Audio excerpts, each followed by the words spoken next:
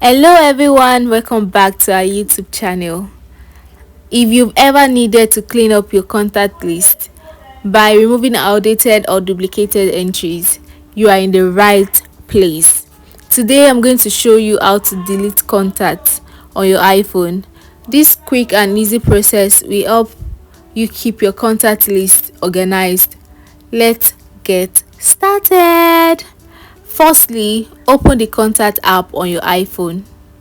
Scroll through your contacts or use the search bar to find the contact you want to delete.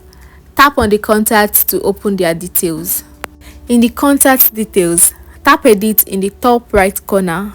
Then scroll to the bottom and tap delete contact. Confirm by tapping delete contact again. And that's it, guys.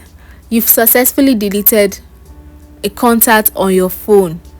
Thanks for watching. If you found this helpful, please like, subscribe and leave a comment for more quick tips. See you next time. Bye.